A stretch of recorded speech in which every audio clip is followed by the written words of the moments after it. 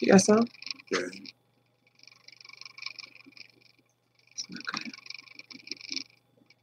Hey, what's up? Hi. Welcome to another Relationship Thursday. We hope all is well. Please do not knock something over there, baby. I'm not, but why do you have to? I mean, it was perfectly fine the way it was. It wasn't. Hey, what's up, YouTube? Let us know where you're tuning in from this evening. We hope all is well out there. We want to make sure that we give you a shout out this lovely Thursday. I don't know what's going on Facebook. I see it says 2 people, 3 people, 4. Okay, some people don't know. I don't know what's going on. What's going on? 529 in the house. So we're going to let y'all come on up in here. We got a good topic for y'all this evening. And we're excited to really touch base on this topic because, you know, basically what it's talking about is things that are going to kill your relationship, really based off of what it is that you're thinking. You know, you can't underestimate the reality that what's going on in your head is often making itself manifest in your life. And so you want to make sure that you're paying attention to what you're taking in and then also what you're putting out. So make sure you're protecting your mind. Make sure you're being mindful of your mind as you engage in your relationship. We see some folks tuning in from Decatur, Georgia. What's up, y'all? We see New York in the house, Texas in the house. Philly's in the house. I see you, Stephanie, and Dave and Charlisha from Hampton, Virginia. We see you coming on in the room. And Ariel from Orlando. You've been watching this for 4 months now. Okay, that's what's up. I'm so glad to hear that. That's too loud, baby. I'm really glad to hear that.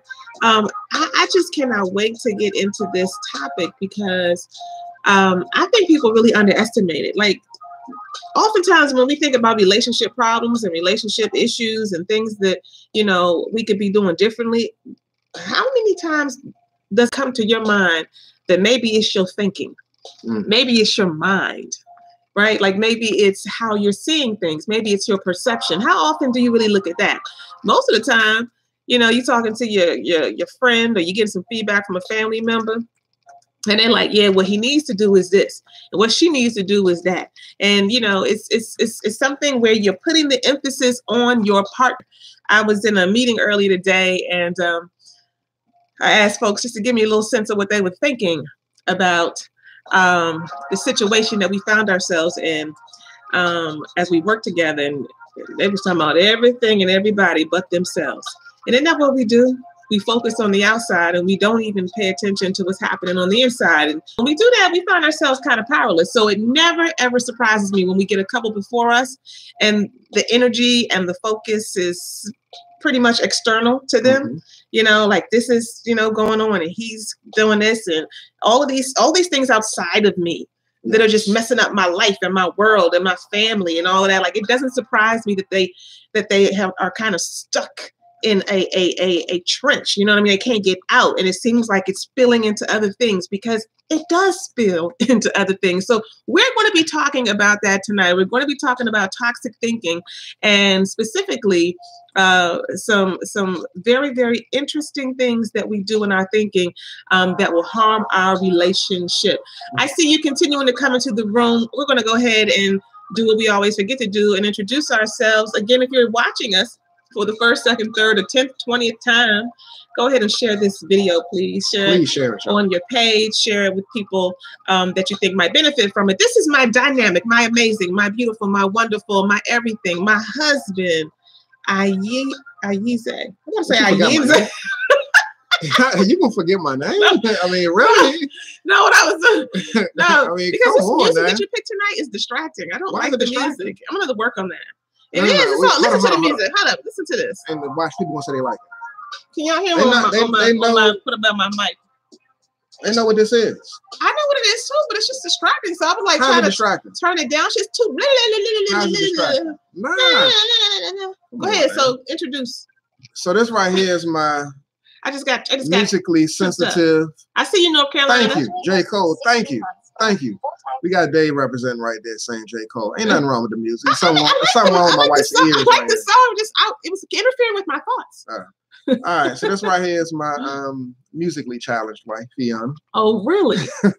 It's like, nah, this is my baby. My sweetheart, my queen, the love of my life. My all in all, my everything, my special someone. I saw you. You got tripped up a little bit right there. You got tripped up. My confidant. This is my baby. Oh. Why am I your baby? Don't y'all love when your boo do that? You tell them something and they be like, why? I was in the middle of doing something. How much do you love me? I'm trying to get this onto my page. I love you a whole lot, bro. Tell me, hold on. Tell me how much you love me. You like that backup music? Tell me how much you love me. For those of y'all who watch us, y'all see me rolling my eyes. I swear this right here is probably the only song that my wife knows. Hey. And I love this song, but I mean, she's banging this song like every single time. No, I'm not. I haven't played it in a long time. I'm thinking to myself, like, come on, baby, let's diversify. Hold on. So you don't have to, I can still touch the computer. Hold on, y'all hear that? Y'all like that? Dave, where you at? You like this? Come on now, Anthony Hamilton. Dave's like, I'm tired of you. Best of me. Hey, that's what it's all about. That's why y'all on here. That's why y'all come and holler at us. Oh my goodness. Oh yeah. You didn't stop talking? I did. I thought you were supposed to be introducing me. Hold up, y'all, real quick. Come on, I'm bringing my mic to it. Oh. Amazing. Yes. Dave said yes. Giving you the best of me. Yes. Having you close to me. Kay said she's heard it on our videos a couple of times. Yeah. Yeah. It's the theme song. It just need to be the theme song. All right. So again, we're going to get into some really good stuff tonight. So as we always say, if you are watching and you're serious, you should have a pen and paper and you should take notes. It's really, really important to take notes and not try to implement or take in everything or send your partner like it was 7 things on here that I think you need to do. Nah, just figure out what's resonating with you the most. Pay attention to that, and that will lead you to where you need to go. All right, Ebony Soulful, thank you. Ebony said, you two are very well connected. Yeah, I think we are. I would say so. We got some history in the game, y'all. We've been together now for 23 years, married for 15. We got 5 children. I'm moving my wife's hand away because she keeps on trying to reach over here and micromanage this computer. Sorry. So we do got history, and this is the love of my life, and we go way back to high school, and they say you're my everything. Likewise, boo-boo. All right, y'all. So we're gonna start tonight off.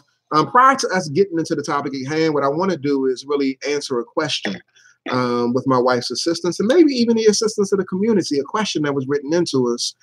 Based off of the live stream that we did last week. I'm not going to read the question verbatim. I'm going to sum it up. And basically the question was one where this brother, he reached out to us and he said, you know, I thoroughly enjoy giving my wife cunnilingus.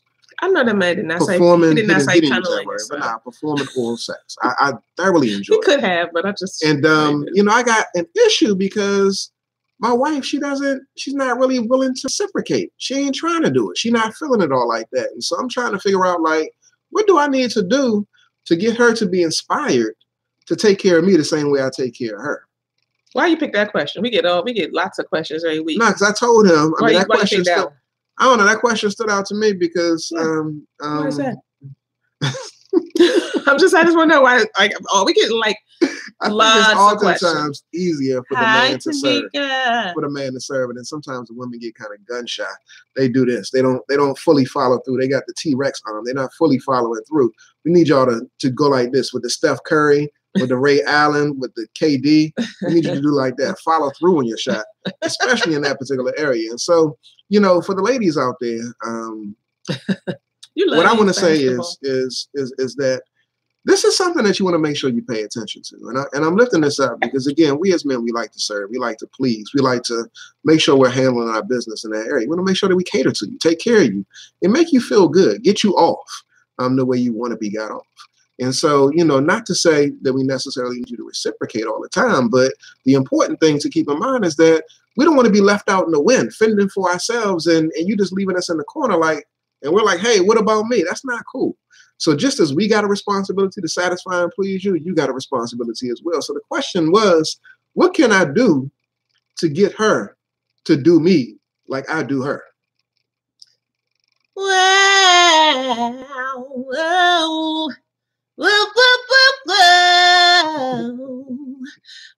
I want some sisters, I want some women to kind of weigh in here, but I don't know, and I'm just speaking from my gut, I don't know if it is reasonable or realistic to expect that your boo is going to do you like you do them.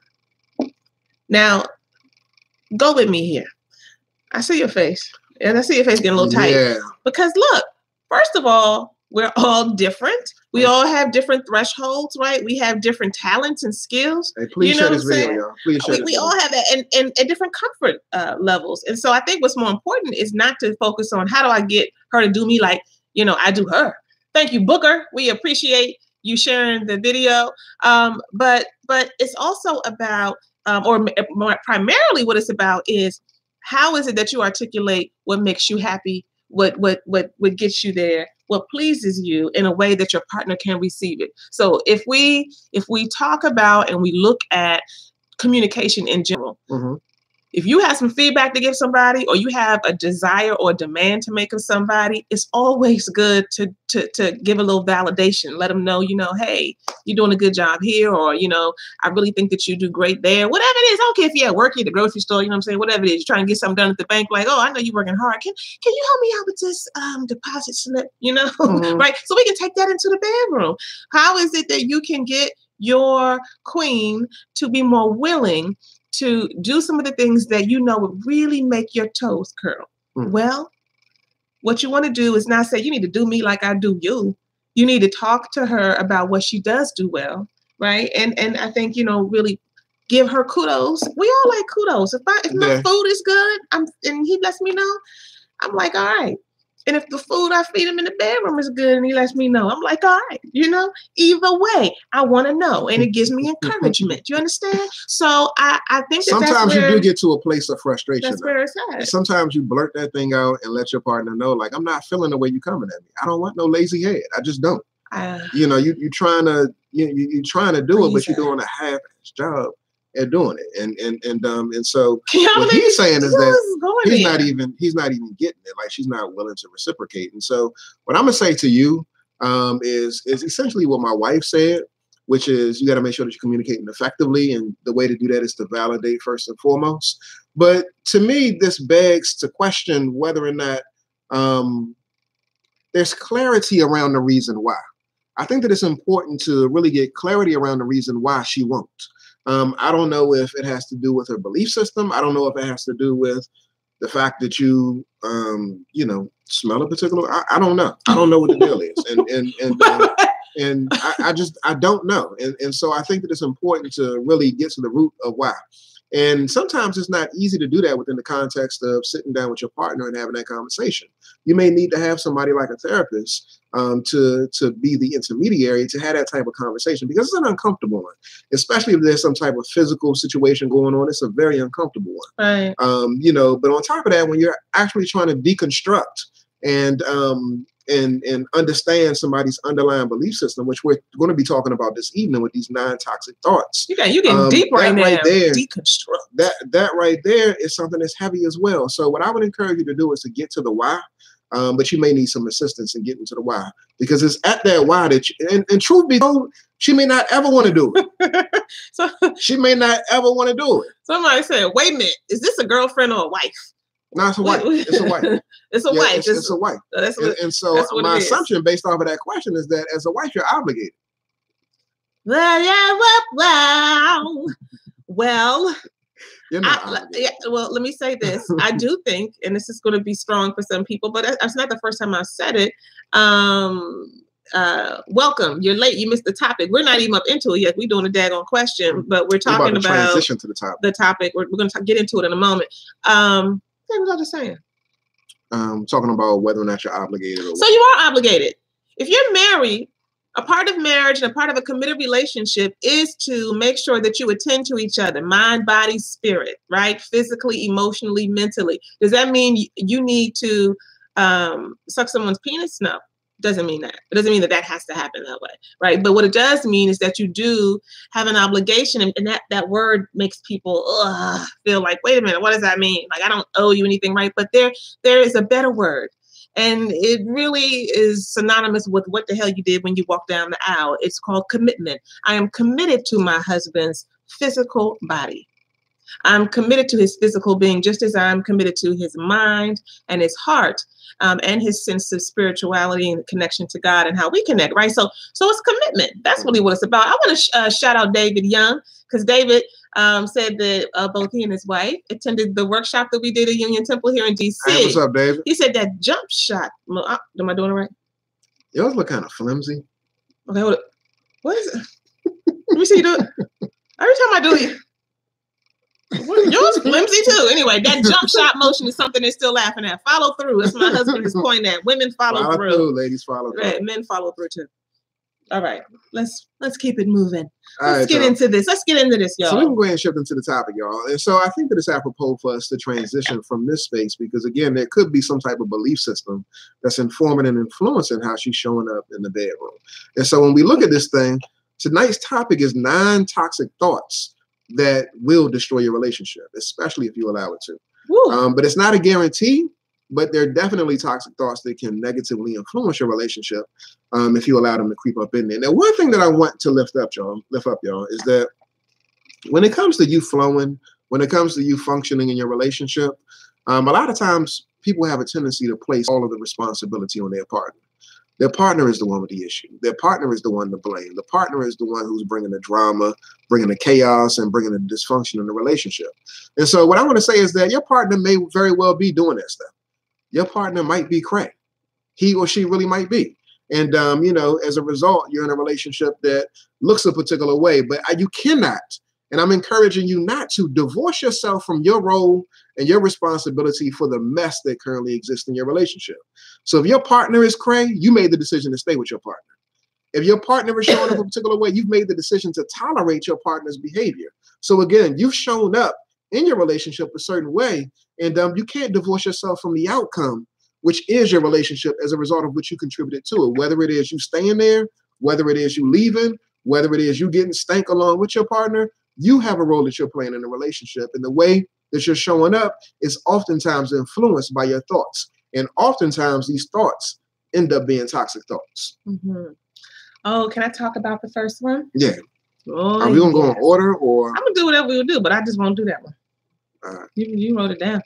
All right. So look, y'all, here's the number one. Here's the first one. I did a video on this, I don't know, a couple years ago or something. And this right here, I don't know why this one is such a, it just makes me like, oh yeah, because I think that it's so easy to do. It's easy to do not just with our partner. In fact, everything that we talk about tonight, you can transfer to really any relationship. But again, for the purposes of this live stream, we're talking about your wife, a boyfriend, girlfriend, husband, right? Thinking in black and white, all or nothing thinking. All right? All or nothing thinking. This is a problem, and it will absolutely, positively, I guarantee you, it will destroy your relationship if you engage in this behavior, all or nothing thinking, over and over again, repeatedly. Because see, when you're in that place, in case you're a little confused as to what that means, it means that you always have to be right. It means that it's either up or down. It's left or right. They either should be in private school or public school. You should either eat in the kitchen or over here in the family room. And it's one or the other. There is no in between. The way that we do the bills and the way that things happen in terms of how we roll with our finances either should be like this or that. And I don't have time to really hear about anything else you're talking about. If it comes out of your mouth every now and then, that just doesn't make sense. That just doesn't make sense. So I just, you may not say I'm discounting what you're saying, but that doesn't make sense. And then you go around perhaps talking to a couple of people, maybe some friends, maybe some family, right? And then you explain the situation to them and say, see, that don't even make sense. And you really genuinely feel because it does not make sense to you. And because your partner is not in the same lane as you with regards to a certain issue, sex, how you all spend your quality time, how you all do the money, how you all communicate, right? What you like to do in terms of your free time, right? All of those things, because they don't think like you and because you cannot understand where they're coming from, you literally think, therefore, they're wrong. And you just really kind of carry that energy forward. Let me tell you something. What you're doing is shutting down any opportunity for growth, You are ruling out any opportunity for you to get some growth, not just for the relationship, but for yourself. Because let me tell you something, I've said this so many times, there's a lot of stuff that my husband does not get about how I think. And there's a lot of ways that he operates that absolutely drive me crazy. I didn't understand him on day one, and I don't understand him now. But I understand that this all or nothing thinking, my way or the highway, it will absolutely get you out on the highway quick as a mug. Quick as a mug. So we've got to be aware of the fact that when I say this to y'all, you're like, oh yeah, of course. But do you do it though? Because you can intellectually understand what we're saying, but you really need to do a survey of your relationship. Matter of fact, the quickest way to do it is to ask your partner, do you feel like I'm kind of like black and white with stuff? Like, nah, it's either this or that. Because you don't have to say it like that in order to represent like that. You don't have to say those words to your partner in order to carry that energy in a relationship. You can be quiet and shut down and not engage your partner, and you're operating in all or nothing kind of thinking, like it's my way or no way. So I want you all to understand that is a trap, and it is a road to separation. I like what KJ says. She says that, or it might be he. Very true. I've made that mistake so many times, and it's a common mistake, y'all. You know, that whole all or nothing thinking. We like to say that nobody has the monopoly on perspective, and you want to make sure that you internalize that, because there's so many different ways to look at something, and your way ain't the only way for sure. The second one that we want to lift up. So this is number 2. That was number 1. Number 2. I tapped you a moment ago because you have a tendency to bump your gums like for an extended period of time, and so I was concerned that you might be jumping into another one. I know you was. You know, but sometimes it just be like that. It just mean we're gonna review it again. You got enough words to cover the other ones as well, so that won't be an issue. All right, so number 2, y'all. And go ahead and share this video. Feel free to share. If you're getting something from it, I'm pretty sure other people will get something from it as well. All right, this right here is something that I've had to wrestle with and struggle with lately. You have? I really have. Really? I really have. Personally? So personally. Oh, yes. Okay. So this right here is going to be part confession. Yeah, so I don't know about this. Part apology. And a whole lot of transparency. All right, y'all. So on Easter Sunday, this past Sunday, we sitting in the church, come outside in the parking lot. And we still ain't talk about that. Yeah, but I'm about to talk about it right now. How you gonna do it here? We ain't talk about it. I just want to, because it's a few things that I want to say. So this will probably be a no-no for most couples, but we're able to like navigate through this. I like how you try to. He's basically trying to give me a cue, like navigate. God damn it, that's what he's trying to tell me right now. We're good. Okay. All right. So this right here, y'all. The point number 2 is the blame game. Point number 2 is the blame game. In terms of you and your negative, toxic thoughts, the blame game. All right, so my wife is smiling. All right, so we come out of church, and we drove 2 separate vehicles. We drove 2 separate vehicles because my daughters, they had to dance, and so my wife, she got there early to take them there, and so I'm going to one vehicle, she's going to the other. So my wife, she calls me on the phone, and she's like, "Hey, boo." Yeah, once we leave out, she's like, "Hey, boo." And some of y'all are probably aware of this story because I put it on my Facebook page, but she's like, "Hey, boo, somebody broke into your car. Somebody busted the window." And I'm like, what? And again, Easter Sunday, church parking lot, somebody broke into my car. On our way to brunch. On our way to brunch. So we had plans and everything like that laid out. Somebody broke into the car, busted the window and everything. And so I'm like, wow. So my first thought was like, I'm glad that we was in church service and wasn't nobody out there in terms of my wife or my children. If somebody wanted to vandalize my car. But number 2, the second thought that came to my mind, it was actually more emotionally heavy than the other thought, the initial thought. It was, what did you leave out? Why my car? What did you leave out? What did I leave out? Yeah. What do you mean out of, what do you mean? What did you leave out so that somebody would actually want to break into my vehicle? Oh, in the car. In the car, yeah. And so, you know, my wife, she said nothing. I asked her that question. She said nothing. And so lo and behold, the police come by and we do a police report, and then they actually Thank you, Yvonne, for sharing. Thank you, Tamika, for sharing. Thank you, Dave, for talking to your wife. All right, go ahead. Thank y'all for sharing. Everybody who shared so far. Please, if you haven't shared, go ahead and share. And so we're filling out a police report, and my son, my oldest son, who was sitting in the front seat, said, "Oh, you know, you switched purses and you left your purse on the floor." My little book bag. A little book bag purse on the floor.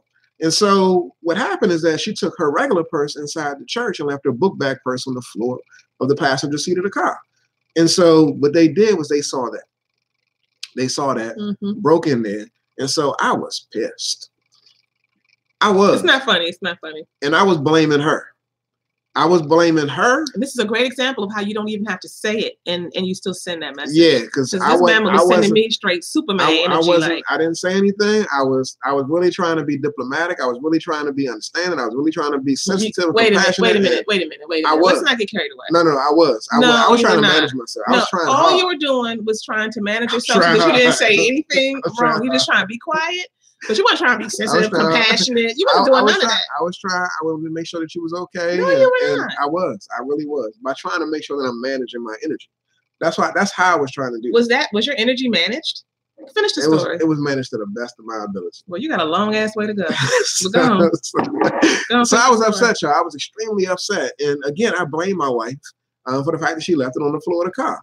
And so for that moment and for the rest of the day. It wasn't a moment. I had an attitude. It was the entire day.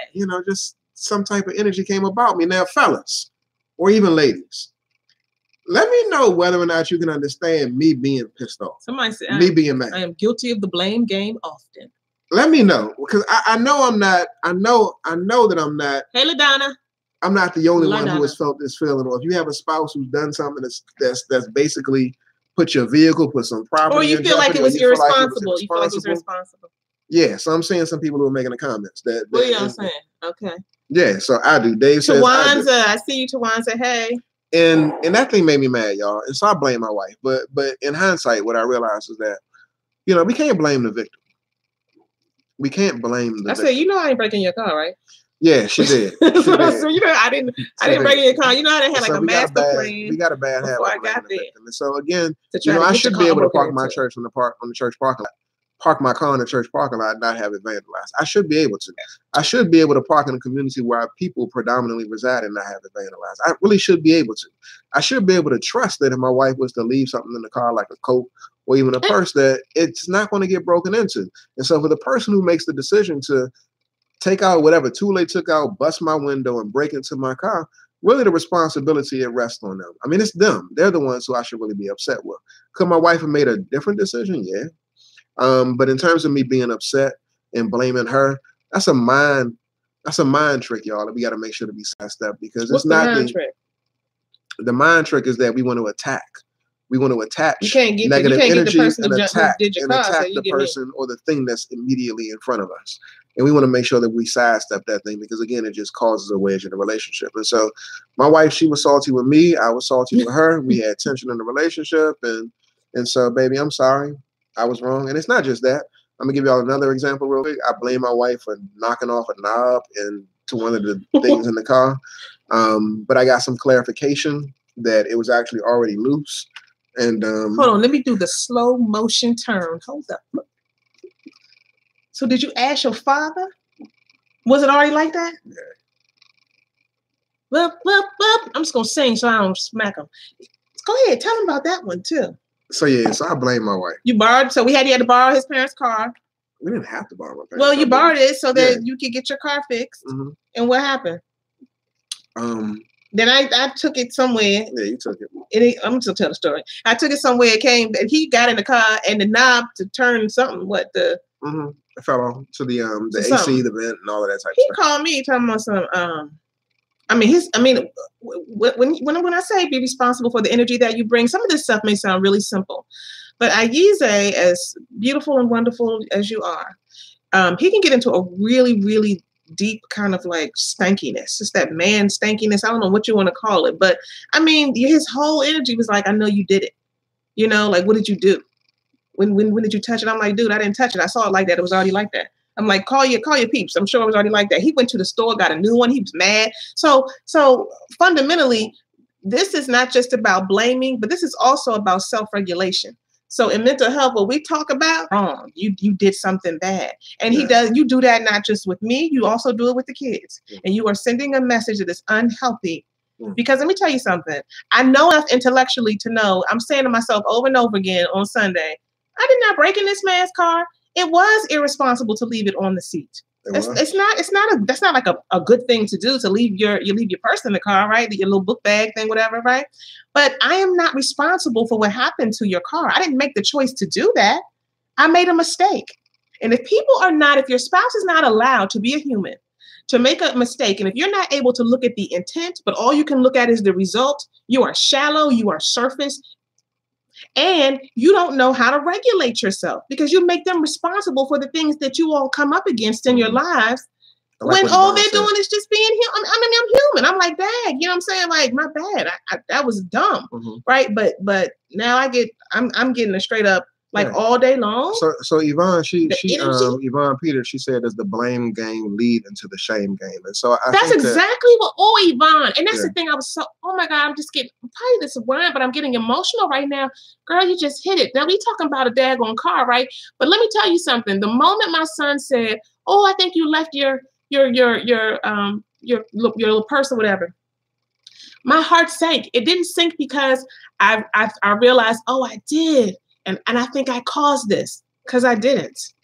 I didn't have a sinking feeling in my heart, because I felt like, oh snap, something is going on. Like, I didn't think about the issue. I thought about this man, and I know him well enough, and I knew he is going to have a certain kind of energy, and it makes me feel ashamed, and I shouldn't have to feel like I didn't do anything. And I know that intellectually, but you're something different on the inside. Even though this is seemingly something simple, this is not super deep, right? We was able to get the situation fixed, in a couple of days, paid for it, and handled it, right? And so for me, I'm like, really? What is that about, Aize? What is that about? So at the end of the day, if you don't take anything else, we're gonna move up off of this one and move to the next one.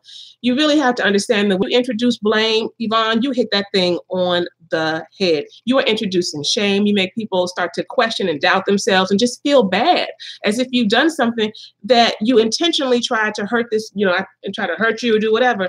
And so for me, because I can much more easily identify with anger than being hurt, I just got really mad. And I'm still mad at your ass. I mean, just because we get on and, and rap and talk and take care of business does not mean that I don't have an issue.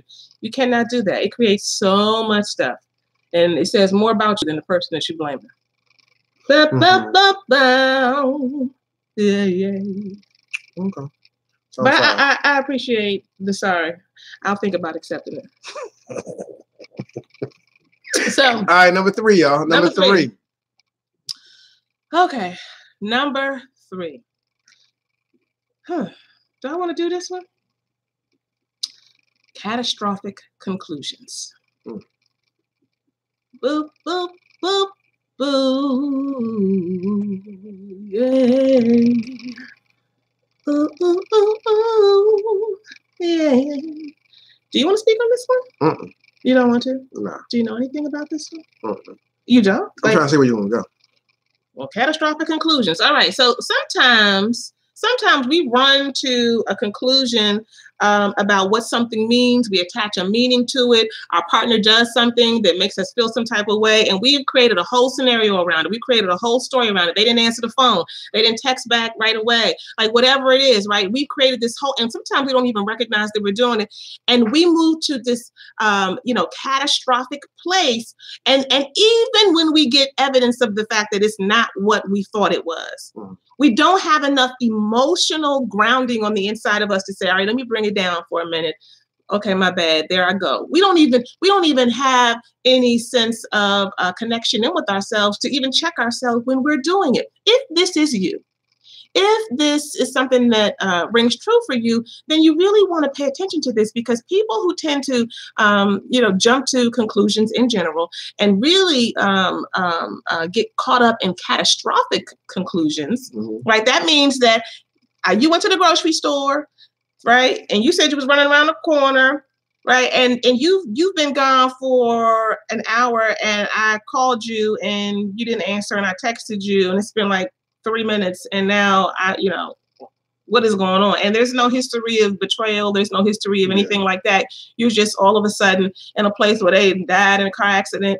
They like, what is that? What is that?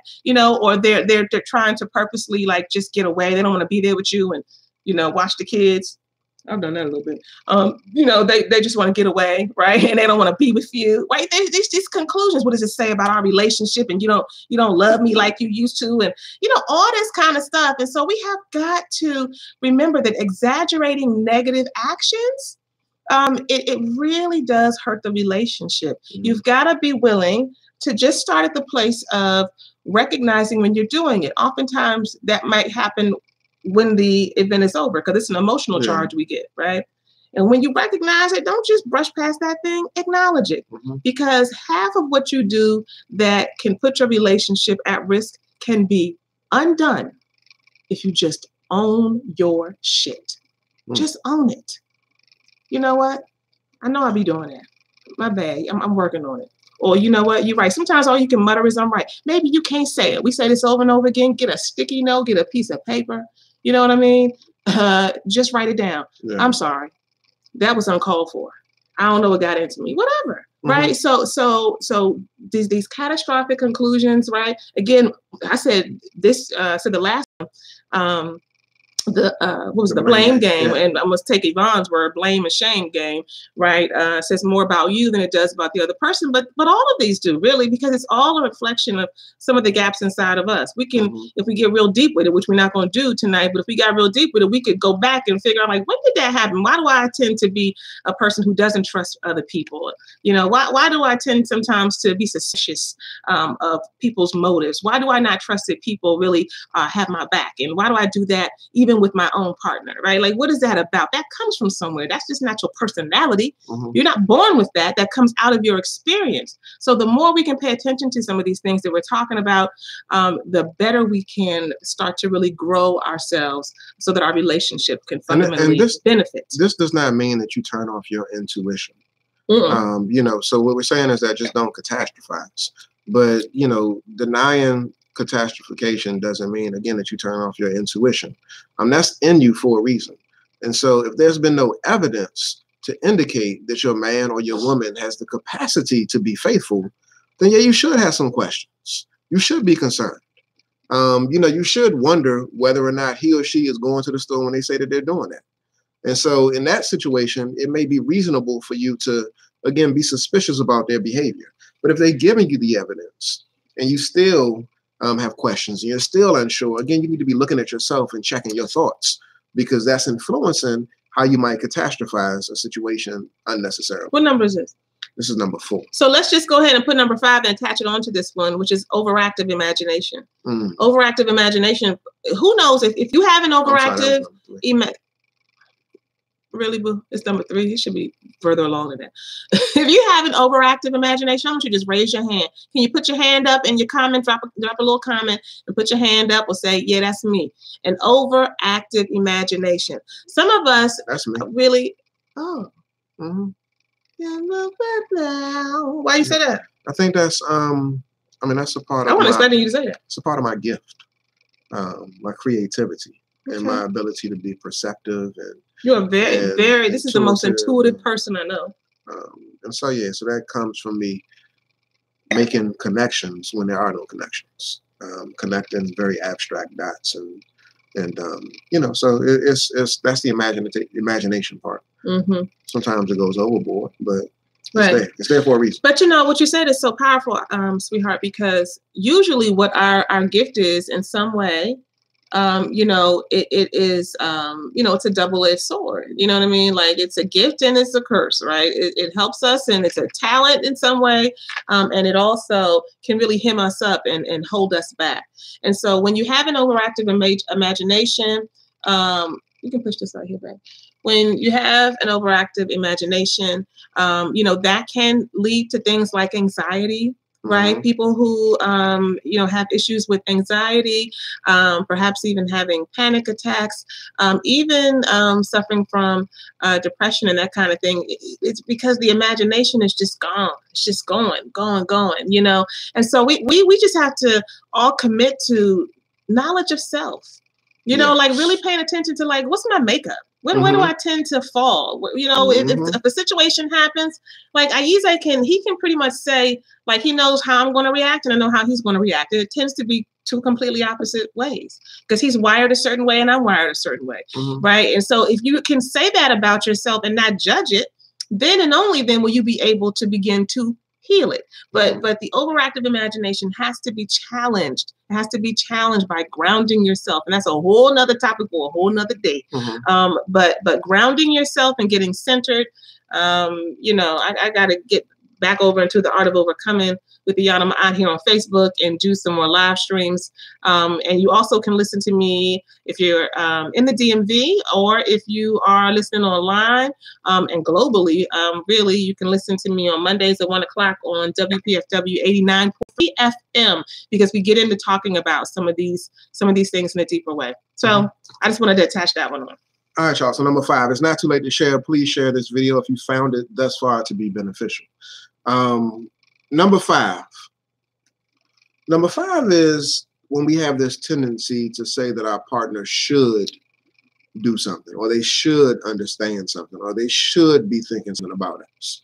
And so what I mean more specifically in reference to this is that we have a tendency in certain areas of our lives to think that our partner should understand how we want things to be. Maybe like they should really read our mind and really know, because they say that they know us. They say that they love us. They say that they care about us. They say that they're students of us in a relationship. And so they should know how we flow. They should know what we like. They should know what position we like. They should know what food we like. They should know how we like to have our pants ironed, et cetera, et cetera. They should know what it is that we like, what it is that we like to feel, what it is that we like to do. And so this is a mind trap, y'all, because again, your partner does not have the capacity to read your mind. It's important though when you're in a relationship to make sure you're anticipating certain things, but anticipating is different than reading somebody's mind. So you fall into a dangerous space when you say to your partner that you should have known that I liked it this way, that you should have known based off of the hints, based off of the way that I was showing up, based off of the way that I was flowing, that I wanted you to come at me in a particular way. Nah, it doesn't work that way, y'all. You got to make sure that you're being clear. You need to clearly express what it is that you want from your partner, what it is that you need from your partner, versus making the assumption that they would know or that they should know what it is that you like. And, you know, let me just say, it's hard. It's really hard because I say it to my husband. We know better. I say it to him. He says it to me. We use the should word, but you should really try to eliminate that word from your vocabulary in a relationship. Because the thing that you really want to focus on and pay attention to is that the way you all might share with each other some things that you don't share with other people, and you all should have access to each other, right? In a way that nobody else has access to the two of you. But it doesn't mean you process things the same way. It doesn't mean you take it in the same way, or that you think about it in the same way, or you feel it in the same way. I can come home after a long day and talk to my husband about some really stressful situation and everything that happened and went down, and I feel really heavy and kind of low, and it was pretty major, right? And I share it with him, you know, and then he's like, you know, so, I mean, are you just going to stop dealing with that situation? Like, you know, like you just need to not deal with that anymore. And I'm like, no, like, this is an awesome opportunity, right? This is a great opportunity. I have to, like, why would I ever do that? Because, you know, and for him, he's like, I'm not dealing with all of that. If you got to deal with all that to access a great opportunity, then count me out, right? And that's because we're two different people. And so we have to recognize that our partners are individuals, just as we are individuals. And it's because of that. It's because of that we're so blessed, because we get to get the opportunity to get some perspective that we might not otherwise get, because we might not be as vulnerable as we can be, or at least we want to try to be with our partners. I mean, this right here has definitely reared its ugly head. This particular thought that, you know, you should do something that's reared its head in our relationship in a number of different ways. I want to lift up specifically, especially in the bedroom. Like my wife, she mentioned a moment ago that I can actually throw a fit and get in the mood and get real stank and just shut the whole thing down based off of things not being a particular way. Yeah, when it comes to you dropping hints all day, or me dropping hints at you, or I don't drop hints all day. I might drop them towards the end of the day. Kissing you, or too busy to be dropping hints. You know, or me kissing you and stuff like that. I mean, you should know what it is that I'm looking for. And so again, that should thing, y'all, it's gotten us into a certain trap. You know, it's gotten me into a certain trap where the expectation, at least from my mind and my perspective, is that you should know what it is that I want. You should not only know what it is that I want, you should know how I want it. Oh, I do though. And that don't mean I'm gonna do it though. But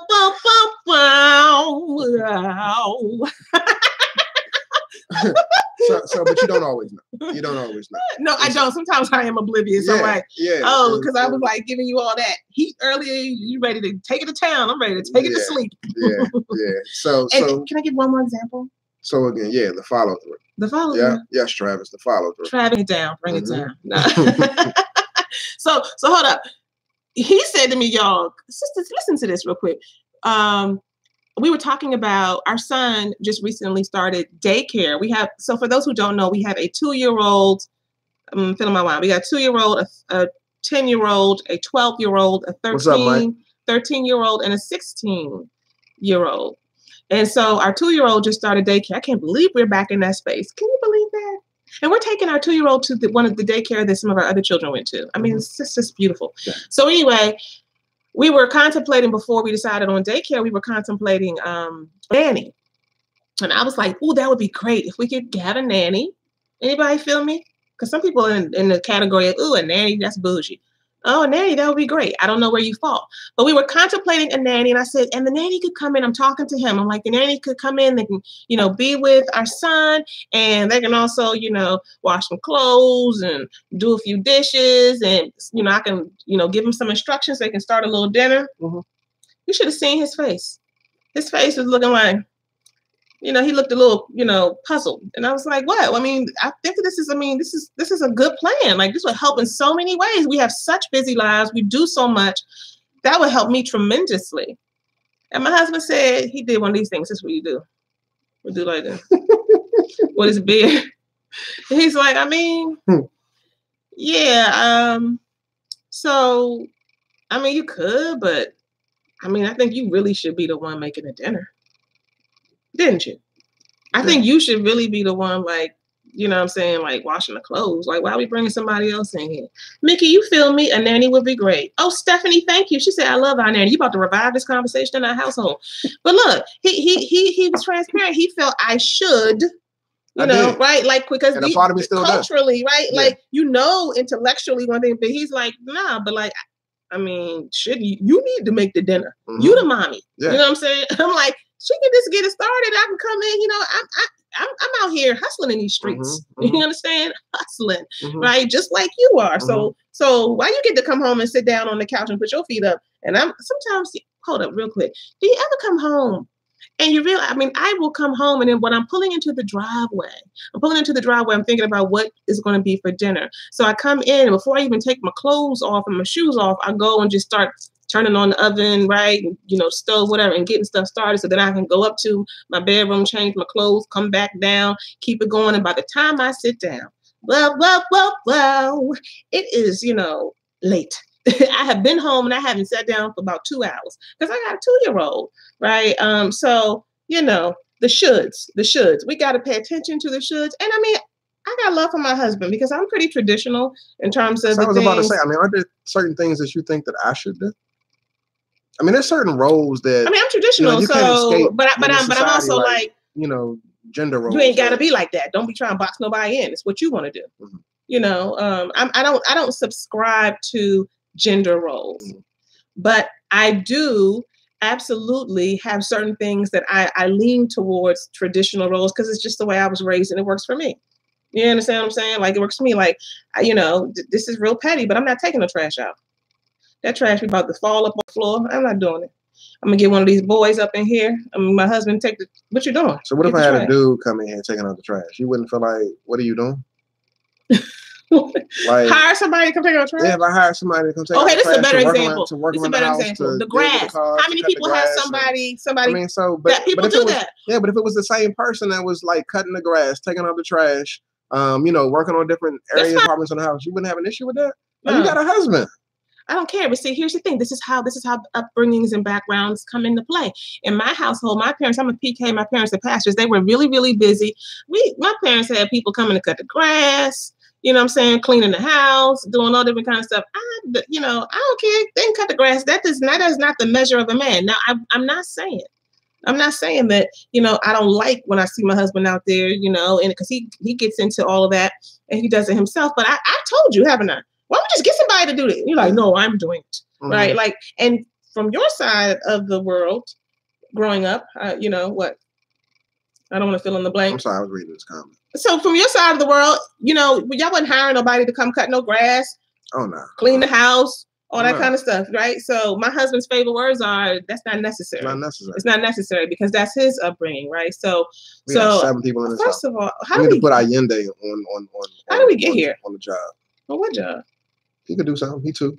Anyway, we got 7 people in this house, 5 kids. And so I'm like, you know what? A nanny and a lawn guy is an all right thing. Just use me, you, the 16-year-old, the 13-year-old, the 11-year-old, the 12-year-old, the 10-year-old. We do. Yeah. We do. Okay. Yes, right, so Anderson, I want to read Anderson's comment. Anderson said, these are the new times. It is a 21st century, and you guys are growing in so many ways, which is awesome. You're going to need some help somewhere. I hope you guys, I wish you guys the best of luck. Thank you, Anderson. That's right. We got to get something. We got to be willing to ask for help. And so we have to make sure that with our partners, we're not kind of boxing them in with the shoulds. That was the point. We took about 25 minutes on that point. Then we can take it forever. So that's what it is. Get away from the shoulds. Is that the last one? Nah, so number 6. How many is it? What's this now? Well, look, it's 9:59. Let's hurry up. All right, so number 6. One thing that you don't want to do, y'all, is get into this habit where you're really judging your partner and really slinging labels at your partner. Like, that's hard. Identifying your partner as being too fat, being too lazy, being too stubborn, being too irresponsible, not just too, you can't put a 2 in front of it, but just being irresponsible, period. So when you label your partner and it's a negative label and all you have a tendency to see is to see the worst in your partner, that's when you're walking on very thin ice, y'all. You want to make sure that you take time to pay attention to what attracted you to your partner. Take time to pay attention to the things that actually assisting you gravitating towards your partner versus always focusing on the negative. It's easy when you got a family. It's easy when you got work. It's easy when you got a whole bunch of daily stress surrounding you to focus on the negative. But you want to make sure that, again, you're being intentional about looking at some of the positive in your partner because you chose him or her for a reason. Don't label him as being negative. Yeah. Label him as her or her as being more than what they are showing up as in that moment. Yeah, we like that one. You got some love on that one. So this is number what? 7? Yeah, number 7, emotional short circuits. Emotional short circuits. This happens when one partner becomes convinced that the other person's emotions cannot be handled. I'm going to say that again. When one partner becomes convinced that the other person's emotions cannot be handled. So for example, and that's called an emotional short circuit. Nobody can reason with him on this. Like, there's no talking to him about this. I'm done with that. I'm not even going there anymore. I'm not doing it. That's an emotional short circuit. So what you do is you convince yourself that they cannot be handled. You cannot deal with them. You cannot engage with them. And whatever the issue is, you tap out and you say, I'm done with that. And when that happens, what you're doing is you're setting a precedent in your marriage or in your relationship that when it gets really tough and when it gets really hard, perhaps this is an area where your partner gets really hot, or they become, really, really sensitive and they get wounded and you don't want to hurt their feelings, whatever it is, right? You are determining that you all cannot go to that level of risk, that you are not willing to go to a place where they get really, really enraged, because most of the time if you heard the word that I use, enraged, that ain't about you, it's about something else. But if you're not willing to go there because you say it cannot be handled, I can't deal with it, so I'm done, well then where is the resolution, may I ask? Where is the resolution? What's going to happen? What? And usually the areas like that are areas that are really important to get resolution on.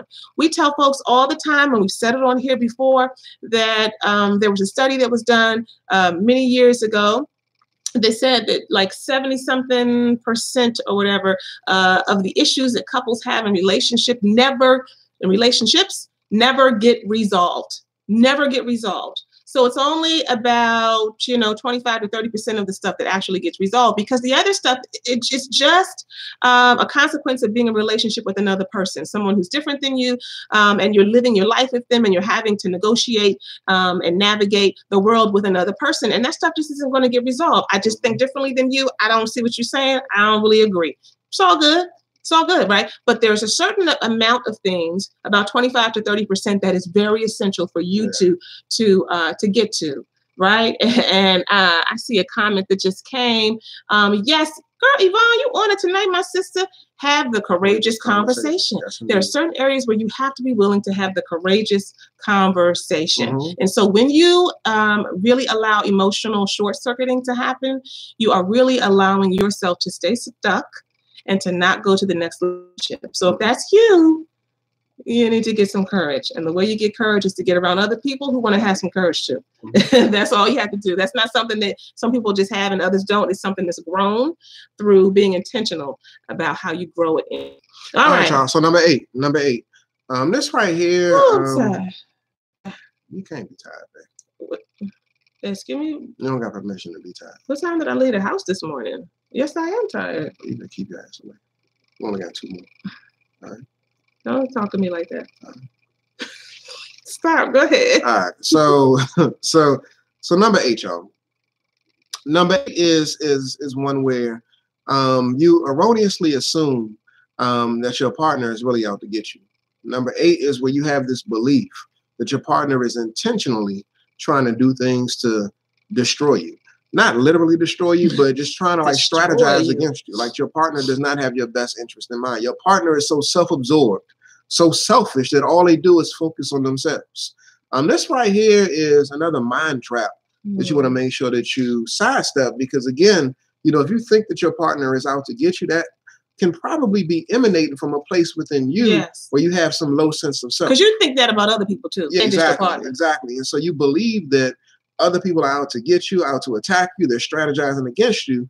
And as a result, what that prevents you from doing is actually being vulnerable in a relationship. And so you can't even fully commit. You can't even fully connect, because you feel as though if you do that, then you're putting yourself, your emotions, your person at risk. And so again, you want to make sure that you're not operating from a mindset where you think that your partner is out here trying to do you wrong, trying to do you dirty. You need to make sure you take a look at yourself in the mirror and peel back some of those layers and take a look at self, unpack some of those bags and realize that you got work that you need to address. You got things that you need to deal with, and your partner ain't out to get you.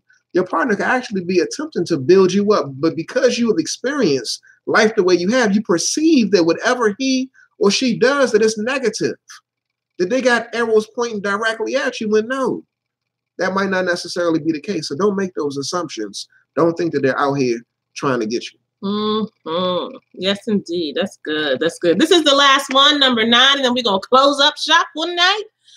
All right, guys, here it is. Disillusionment doom.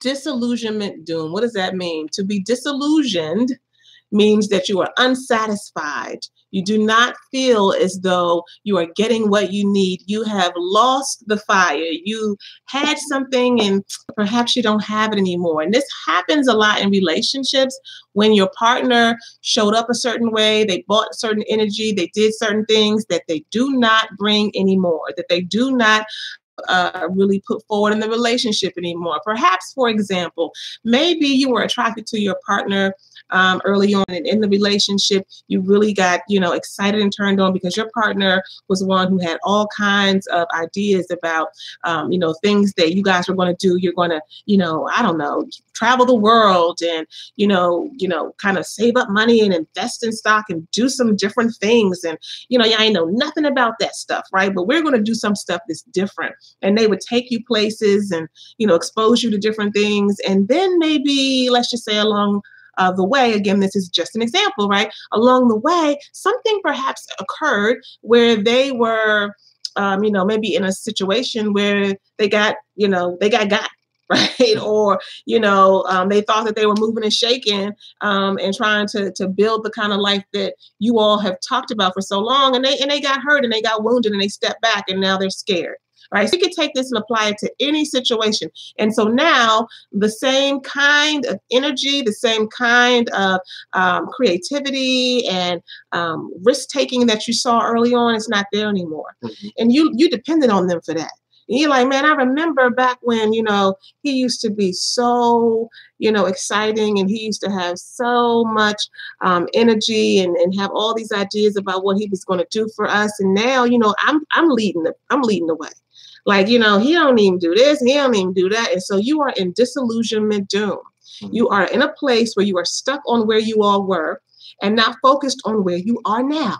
Wherever you are now is exactly where you need to be. Relationships evolve and change just as people evolve and change. And when you can stay present with where you are and figure out what's the lesson for where you are, what's going on now, then and only then can you grow and your relationship really can benefit.